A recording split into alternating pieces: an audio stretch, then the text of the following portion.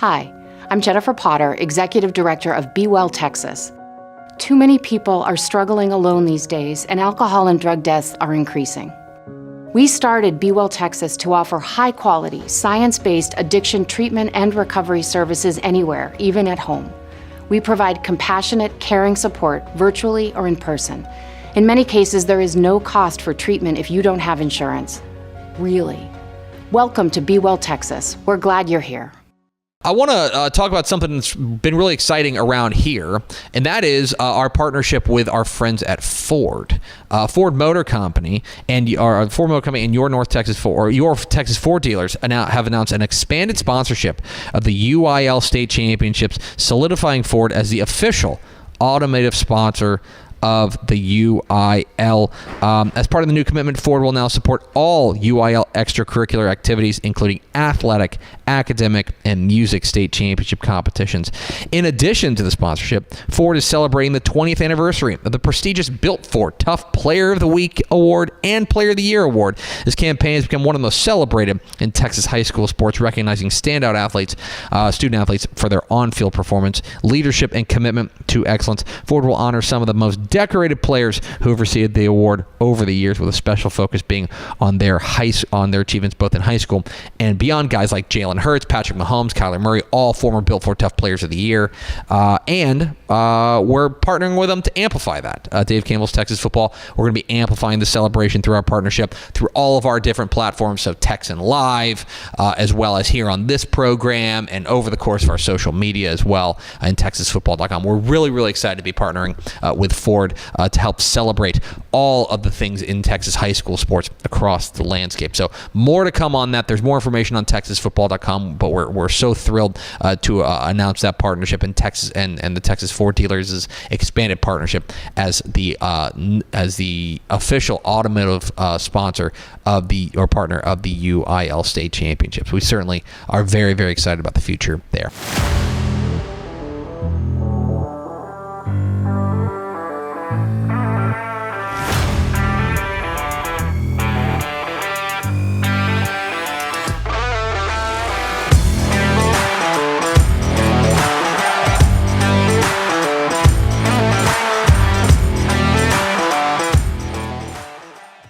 Hello and welcome in to a special edition of the Dave Campbell's College Football Podcast. We are joined here by JD Davis, recruiting analyst, reporter of Mean Green Sports, North Texas Eagle. JD, coming into year 3 of the Eric Morris tenure, this is a very basic, dumb question. How important is this year 3? Set the stakes here for us. Yeah, I think it's very important. I think that Morris, whether it's fairly or not, I mean, he's being judged by what other G5s in Texas are doing, especially I would say Texas State and GJ Kinney and what they've been able to do so far as bowl wins and put together big wins. I think it's very important. I think this is the kind of as close to a must-win season as you can get. I think that, the defense coordinator hire, those can be kind of the excuse, but I think now that everything's put in place, like this is a very important year for North Texas football and the Morris era for sure. How do you describe the vibes along the fan base and how they feel about so far the tenure and just the optimism or lack of optimism for the future for the 2025 in general? Yeah, I mean, I think that, you got to give Coach Morris and this staff credit. I mean, they've been an exciting team to watch. I mean, it's not been a boring product they put on the field. The defense they've played the last 2 years has been super frustrating equally at the same time. I mean, I think I saw today that North Texas the last 2 seasons are 1-10 in games they didn't score 35 points. So seeing that is brutal. But that sounds like a fake stat. No, I read it, so it's got to be true. But no, but I mean, I think that Skylar Cassidy, defensive coordinator hire, was, a home run hire in my opinion. What he's been able to do so far, I think he's, could be viewed the next few years as possibly the defensive version of Eric Morris. So, I think that has kind of rejuvenated the fan base. I think they've had to rebuild this roster both off seasons. Eric Morris has been here, but I think that with what they've added in the portal and the hires they've made, I think that I think that the fan base is about as excited as I can remember, in the last decade. So let's talk about Skylar Cassidy, that defensive coordinator hire. I think I speak for both Craven and I. We are believers of Skylar Cassidy. We are big fans of what he did at Sam Houston. I'm going to put on a hater hat, though, right now and ask you, JD, why should we believe in Skylar Cassidy at North Texas when he seems like what he did at Sam Houston, Conference USA, is not the same as the American Athletic Conference, and he's bringing a ton of the Sam Houston defense now to North Texas? Yeah, I think the bringing the pieces with him is going to help the transition process. I think it's going to speed up that. I think if, those Sam Houston guys, several of the guys that North Texas landed had bigger offers, but they believed in Coach Cassidy, they believed in the staff, and them choosing North Texas, I think it's going to speed up that process. If they'd have went somewhere else and took the bigger offers, I think we'd probably be maybe having a different conversation. But I think when you're able to bring in on every level of the defense, a couple defensive linemen, couple linebackers, couple defensive backs, it's really going to speed up that process. Not only that, I think they did really good in the portal. I think this is the first year that it seemed like in the Coach Morris area, there was a ton of emphasis on the defensive side of the ball through the portal. It seemed like in the past they were just kind of taking their time and just building and grabbing pieces here and there. They were super aggressive this time. I think that I would have to be, crazy to say that North Texas is going to be able to replicate what Sam Houston did on defense for a number of reasons. It's a completely different offense. There's going to be 3 and outs. There's going to be, quick turnovers, interceptions. That's going to happen. And I also think that it's a higher level of competition. I mean, you're going to have to go against, some high octane offenses in this conference. So I don't think that North Texas is going to put up a top 20 defense, but I don't think with this offense they have to have that. I mean, if they can break top 75, you're going to be looking at something completely different that North Texas hadn't seen this last 2 years. I think on paper, it's easy to be like, North Texas has a great offense. They will always have a great offense. All they have to do is fix the defense, and then now they're a conference championship contender. Is there any worry that the offense won't be as good in year 3, that you just can't keep replacing your top end players every single year, just rinse and repeat? Or is the confidence level so high in Eric Morris that he could get us to score 35 points a game? Yeah, I mean, I think twofold. I think, if anybody can make it happen, I think Coach Morris, I got faith in Coach Morris, but when you're talking about, for each of the last 2 years, you've had to replace your leading passer, your leading rusher, your leading receiver, and virtually, most of your offensive line each season. It's tough. I mean, it's a hard ask for any coach in the country. But like I said, out of all the offensive minds in the country, I think if anybody can do it, Coach Morris is that guy. But yeah, there's, we haven't seen what Reese Poffenbarger's done since Albany. He sat on the bench last year at Miami. Drew, we saw what he did in Drew Mestemaker, what he did in the bowl game. But, the story's out there. He hasn't played since, freshman year. So I think there's definitely questions. I mean, I honestly, kind of on paper, there's more questions for me on the offensive side of the ball this year than the defensive side, just because I think, what we've seen North Texas offense do, are they going to be able to replicate that? How much can the defense improve? But yeah, there's definitely some question marks on that offensive side. If we had to rank the question marks, how are we ranking them? I mean, I would say probably the most important position on the team, I think quarterback, just because we don't know who the starter is going to be. Like I said, you've kind of got not really 2 unknowns, but I mean, they could go either way. I mean, I don't think there's, we haven't heard rumblings of, I think if you've had to bet, I think it will be Reese Poffenbarger will probably be the starter, but that's number 1 question mark on my board right now, just because, you don't know. I mean, Chandler Rogers didn't win the starting job out of camp. Stone Earl did, and then we all know how that ended up. So that would be my biggest question mark right now. I don't want to litigate the past, but was that crazy to you in the moment? Because it felt crazy to me when that happened. The Stone Earl, yeah. I mean, but we kind of heard rumblings like the whole fall. It was just, Stone Earl's playing out his mind. It really wasn't Chandler Rogers is not what he's advertised, or it was just Stone Earl. I think they said he completed like 88% of his passes or something crazy like that during fall camp. But yeah, that was a crazy deal. And then actually seeing it play out on the field, hindsight's 2020. I think, probably if they had to do over again, Chandler Rogers would have got that start against Cal, and who knows, how the rest of would have played out. But yeah, looking back, it's a head scratcher. So are Poffenbarger and Drew Mestemaker different style quarterbacks, or are they similar skill sets? Like for North Texas fans, how would the offense be different with each guy in? Yeah, I mean, I think the size difference really the main thing. I think that Poffenbarger can still run, but I mean, you're talking about he's 6'2", 210.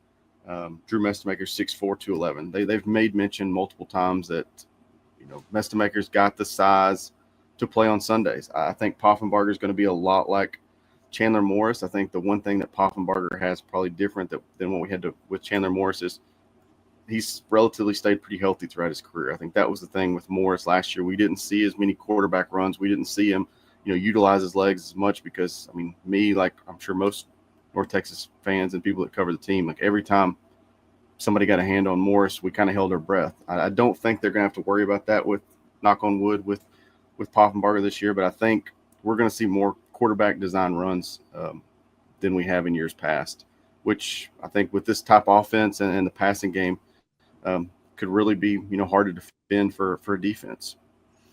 Yeah, that was going to be my next question. Do you think it's possible that we see a lot more of a balanced North Texas team this year with the run game, including the quarterback run game that we've seen the previous 2 years? Yeah, I mean, I think last year the game plan was to get the running game more involved, but we saw with the injuries, at the end of the year, you're playing with a walk-on wide receiver in Shane Porter, who did a great job filling in. But I mean, I think the goal was to get that running game a little more involved. I think, in my opinion, this is the best offensive line easily that we've had in the Morris area, probably the best offensive line North Texas had since maybe 2018, 2017. So I really do think, you've got a young stable of running backs there.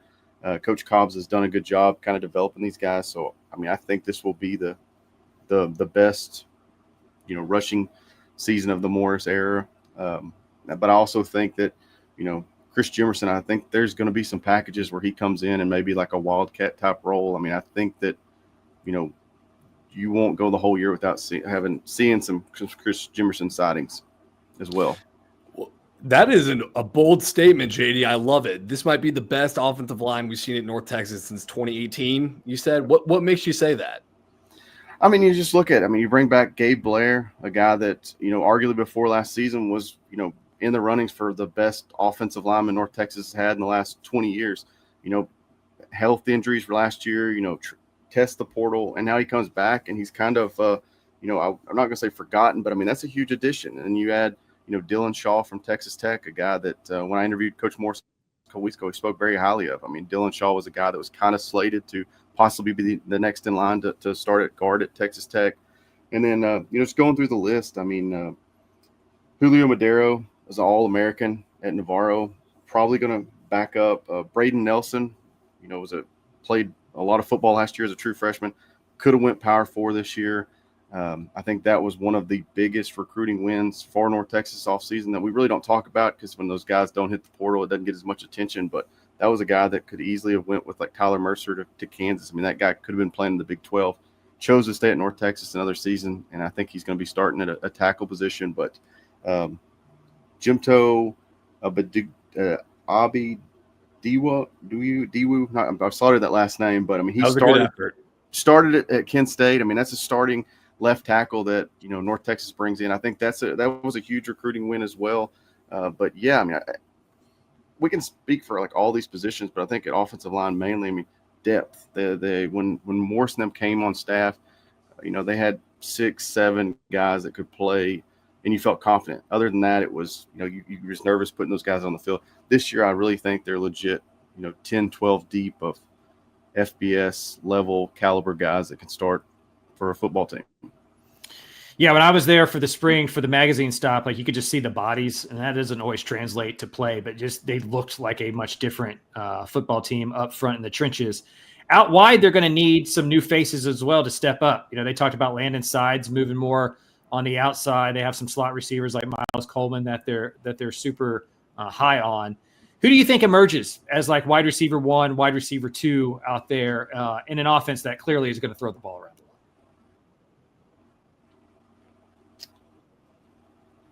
Two guys that I'm probably most excited about, Simeon Evans, the Sam Houston transfer.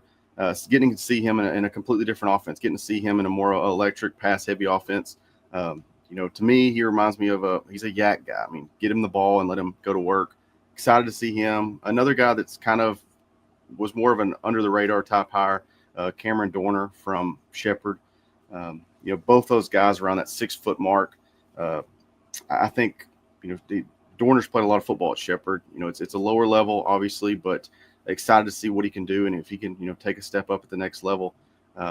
Those two guys, I think, and like I said, with the offensive line depth, I mean, I could easily pick out 5-6 guys that if they were the leading receivers this year for North Texas football, I wouldn't be surprised. I mean, I think that there's not besides probably outside of Miles Coleman, there's not a guy that you could tell me that, this is going to be a leading receiver. And I could put up an argument that he possibly could. I mean, I think they are deep at that position, and there's going to be, typical Morris offense. There's going to be plenty of passes to go around to try to feed everybody. Wait, you're saying you don't think Miles Coleman's going to lead the team in receiving? No, I'm saying I do. I think he's one of, okay. Miles Coleman, Simeon Evans, Dorner, Hunt Thompson, who's got 2,000 yards receiving at Ferris State. I mean, like I said, this is a deep room that I think that, like I said, I wouldn't be surprised if one of the 6 or 7 guys I just mentioned, lead the team in receiving. I was about to say, JD, that's a former Texas football cover boy you're talking about there. He's got to be up there to lead the team in receiving. No. I think, like I said, I think if you were doing odds for betting, I think Miles Coleman, just as much as they use the slot receiver in this offense, yeah. I mean, I think that's easily the favorite to do it. But I do think there's some kind of guys that, haven't been talked about as much that could possibly, be up there near the top towards the end of the year. One of my favorite things about the Eric Morris offense is you can tell he made it in his image. It was like small slot receivers like hit that bell, like just keep hitting that bell. Yes. They look like a bunch of Eric Morrises out there. Yes, there's a lot. You see a lot of 5'10", 5'11" on that roster sheet. Mm-hmm. I think the only position we haven't talked about yet on the offense is running back. Is it going to be by committee? Is it going to be one guy? I mean, whoever it's going to be, sounds like they're running behind a really good offensive line, though. Yeah, I mean, I think that, and like I said, I think it's a young stable of running backs. There's a lot of sophomores. I think there's a trio of sophomores that I'm excited about. Mackenzie McGill, I'm an East Texas guy. He come from Mount Vernon. It's a great story. He's a walk-on at North Texas. Has just kind of, kept going, and finally got put on scholarship this offseason. I think he's probably going to be the lead back to start it off.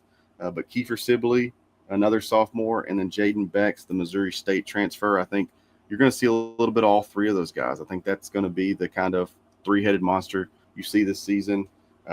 Staff and Coach Morris the other day was super high on some of the young guys, Ashton Gray and Caleb Hawkins and stuff. But like I said, I think those, when I go to do my depth chart, those are the 3 guys that I'm going to put, Jaden Becks or, Mackenzie McGill or Kiefer Sibley. I think they're all 3 will play a pretty good role in it.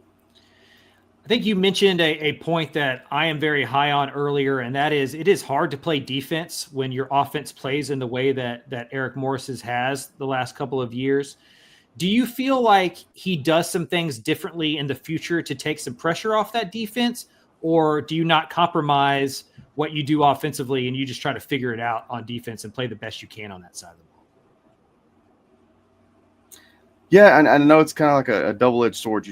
Morris being aggressive and some of the things he does on the play calling, that's what makes this offense tick as much as it does and makes it as successful it is. So you really don't want to say, change it too much. But I kind of felt like towards the end of the year last year, especially after they made the defensive coordinator hire, there were some things he kind of reeled back in a little bit. Wasn't as aggressive. Sometimes, fourth down, going for it in our own zone. There was, towards the end of the year, chose to punt a little more. And then there was times when, could have went for it and probably would have went for it and ended up kicking a field goal. So I do think that we saw a little bit of that transition midway through last year.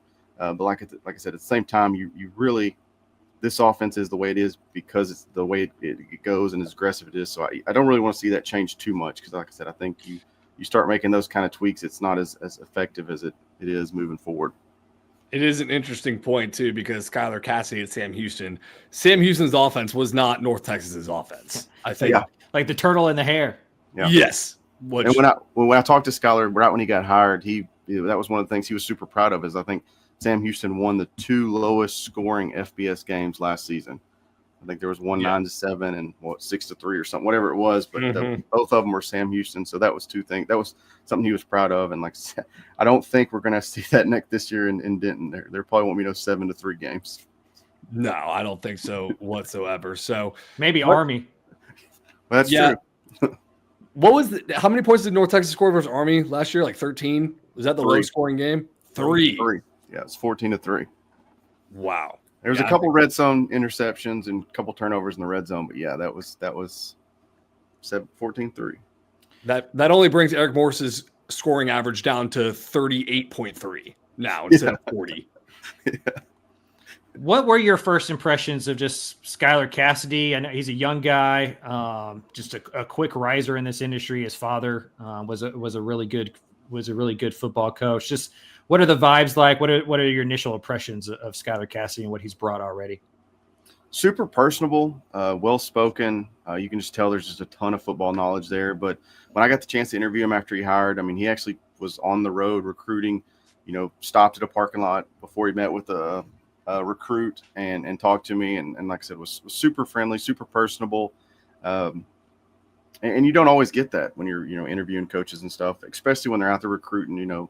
They really sometimes they'll push you off or don't really have time for it, or let's get it over with. And I didn't get that vibe from him. I mean, like I said, I felt like we had our 15, 20 minutes, whatever it was, and he could have kept talking ball for another hour and a half. I mean, like I said, but just talking to him though kind of got me excited. I mean, he just seems like one of those coaches that, I could see why kids want to run through a wall, and I could see why he was able to bring as many kids with him as he did.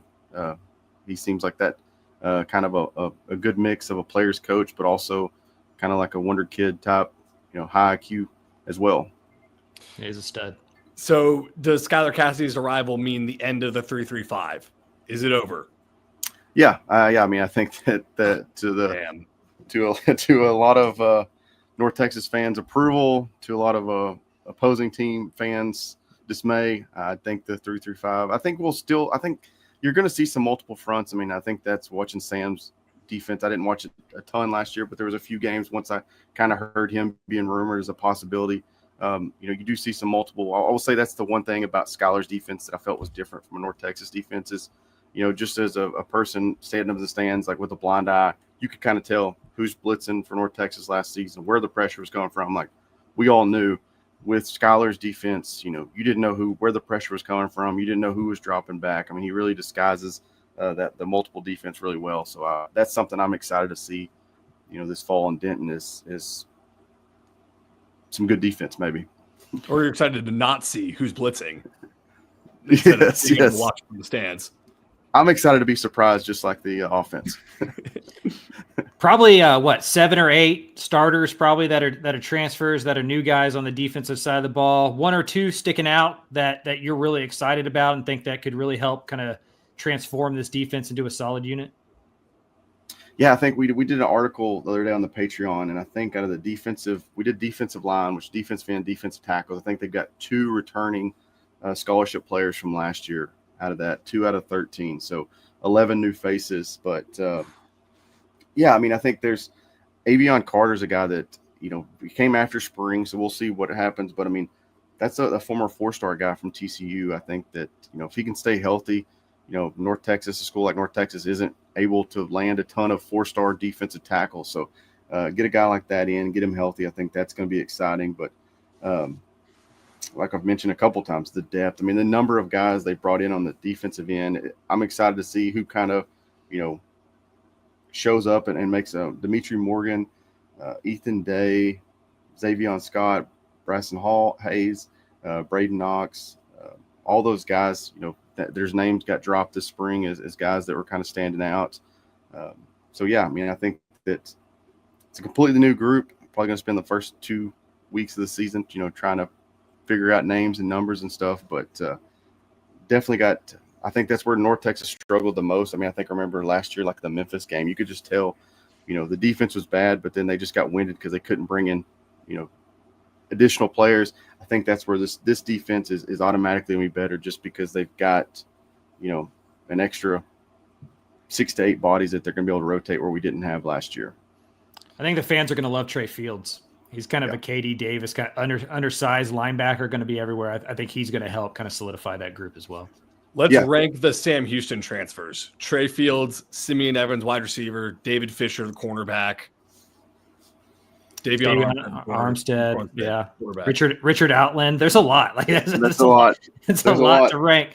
I think I would, David Fisher. David Fisher, number 1. Yeah, I think Fisher, Trey Fields would be 1, 2, with Simeon Evans being 3. That's how I would go with that. All right, put it on the graphic.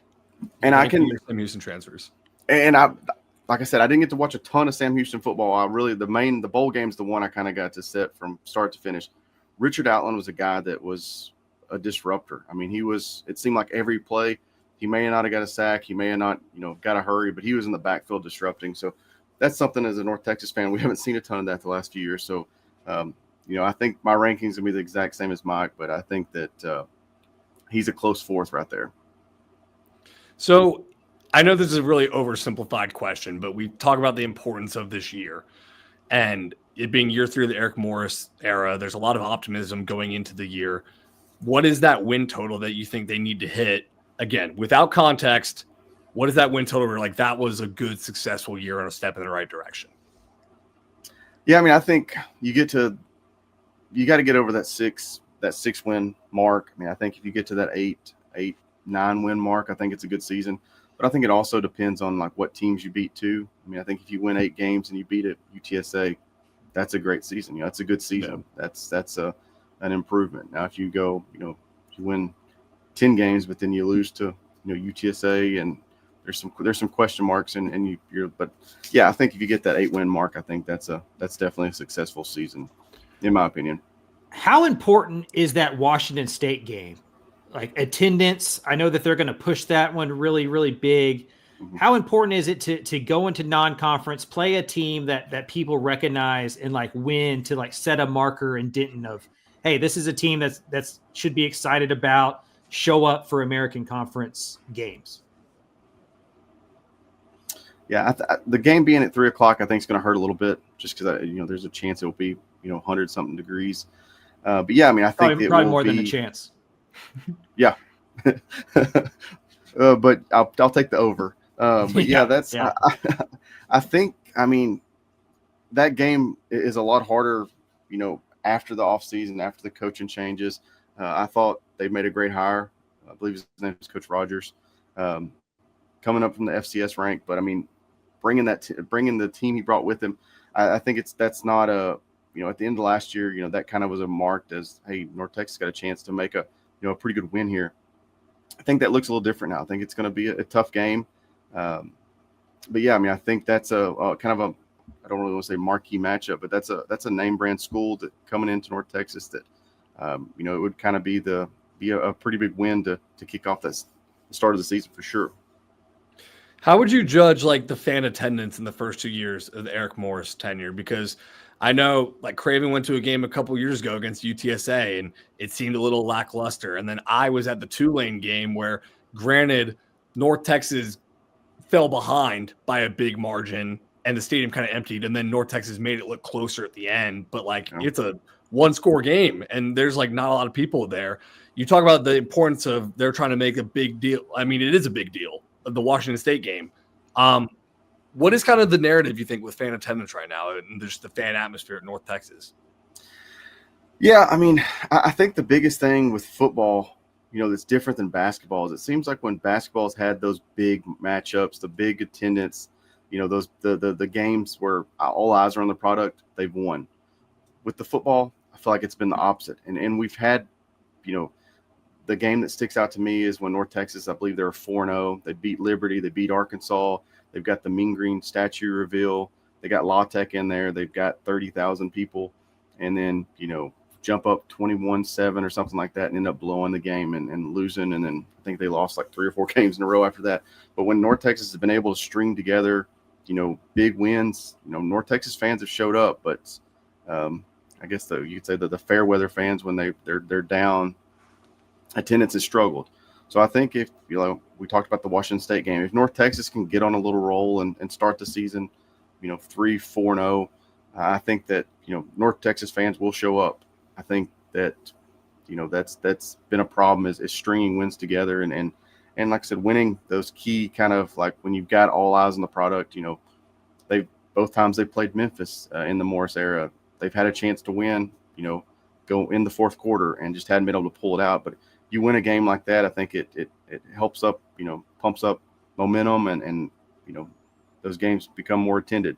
So that's what they're going to have to string some wins together. And like I said, along the way, win some key matchups that really get the fans excited again. I went to a G5 school, and it feels harder than ever sometimes to really like get your teeth into a roster because it's always changing. Kind of, how do you describe being somebody who closely follows a G5 program and just what life is as a fan right now compared to what it was in 2017, 2018, Mason Fine, and just the way you could build rosters back then? Yeah, I mean, I think that's the biggest complaint. I saw it on one of the group chats today, a big fan group that. It's hard because you don't have those Mason Fine stories. You don't have those guys you get to cheer from. You see as a recruit out of high school and you watch them develop and, they spend the next 4 or 5 years with you. You don't have that. And, we've already talked about, in the Morris era, we've had to see a new leading passer, rusher, receiver. Now it's a completely different defense. So, I mean, I'm a guy that covers the team and it's going to spend, I'm going to spend 2 weeks, trying to figure out who everybody is and what numbers are what. So, for the average fan, it's that much harder. But then I also feel like it's just for all sports in general, there's just so many options right now. And especially, like you're in San Antonio, Craven, up in Dallas, it seems like every weekend there's something going on. So when you're not putting a winning product on the field and you're not 3-0 or 4-0 or 4-1, I can see where a lot of fans, we're going to go to the state fair this weekend, or we're going to go do this, we're going to do that. So I think that hurts attendance as well. I think that you've got to win, but if you're not winning, with all the other factors, as far as, people not having players in the roster that they've grown to love and cheer for, it's tough. It's a hard job right now to be I feel like a marketing person for G5 football. It may be college sports in general, but, especially at the G5 level. Yeah. If Mason Fine was playing today, he'd be Diego Pavia. Yeah.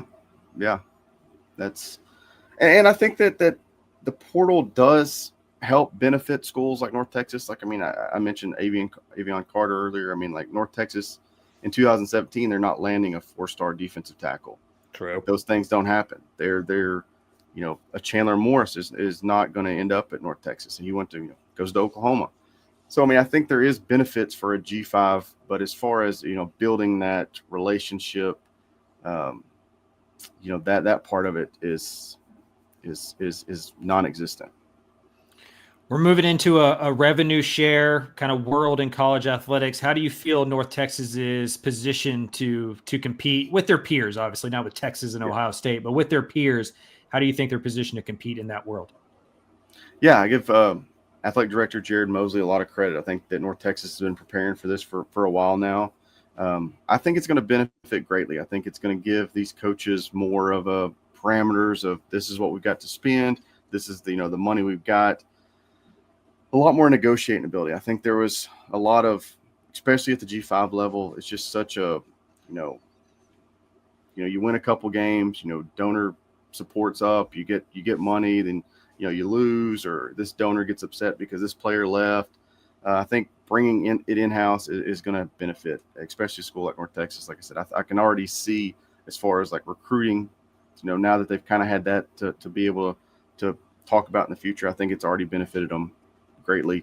But like I said, I think that they've been preparing for this for a while. So I think they're compared to some other teams in our conference, I think that they're, I'm not going to sitting pretty, but I think they're in a very good spot.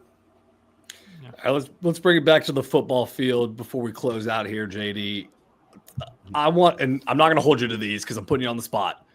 A preseason MVP and a preseason X factor on this team. Let's call our shot right here. Who is the MVP by the end of the season of this football team? Who is the X factor on this team by the end of the season? I'm going to go with the MVP. I think, like I said, I think that Reese Poffenbarger is going to be the starter. And I think that he's a neat, kind of a unique mixture of a Chandler Morris, Chandler Roger. Um, if he stays healthy, I think he could put up pretty exciting numbers in this offense.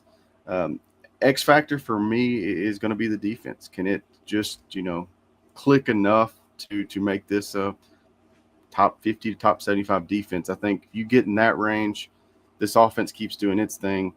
You're looking at a 10-win North Texas team, and we may be sitting here talking about,